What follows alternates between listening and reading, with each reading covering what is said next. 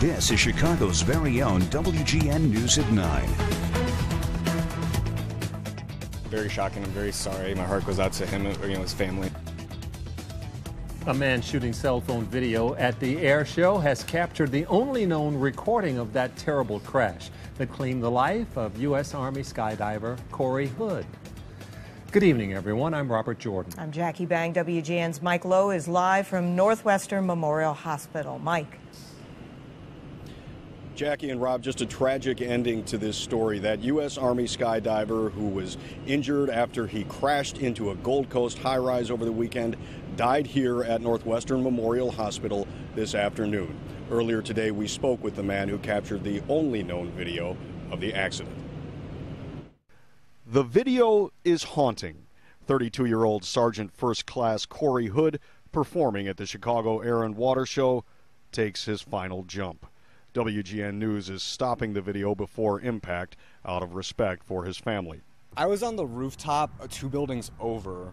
23-year-old Matt Viner of Deerfield was watching with smartphone in hand from a neighboring building on Lakeshore Drive. I started shooting photos of the initial skydive, and I started to notice that one parachuter had kind of broken from the formation, had a different parachute. It was the first sign something was wrong. But I noticed they were coming unusually close to our buildings, and so initially I thought that he was just going to parachute through our buildings.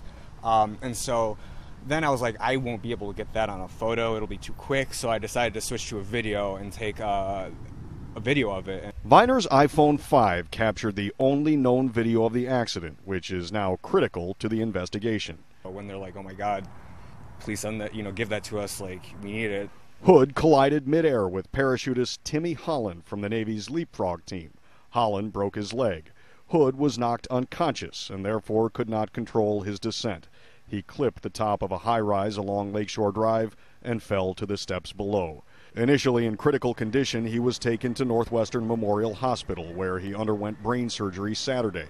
At 4:05 Sunday, he was pronounced dead. Hood was a member of the U.S. Army Golden Knights parachute team. He served in the Army for 14 years. He was a veteran of 5 tours in Iraq and Afghanistan and was awarded 2 Bronze Stars. Hood had taken more than 500 jumps before this one. Viner says knowing Hood died has changed his perspective. Very shocking. I'm very sorry. My heart goes out to him, his family.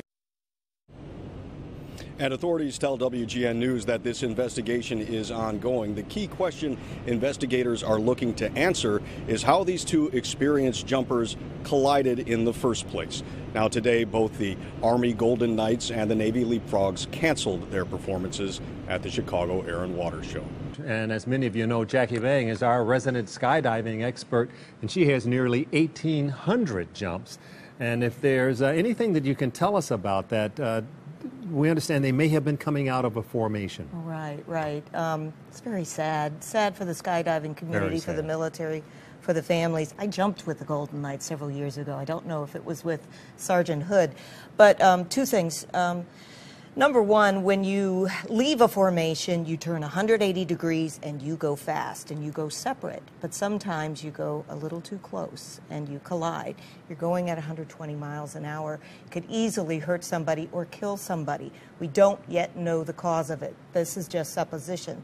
The second thing is you saw that Sergeant Hood had a white canopy overhead. That says to me that it was a reserve canopy. He was unconscious. He probably had an AAD, which is a safety device, automatic opening device, inserted in the parachute. Most skydivers have it, and it senses if you go at a high speed at a certain level, it will automatically open that reserve parachute. Good news, it saves a life. What it can't do is control your canopy. He was unconscious, the winds took him. Unfortunately, the winds took him west to where the buildings were. If the winds took him east at the beach or the water, would it be different?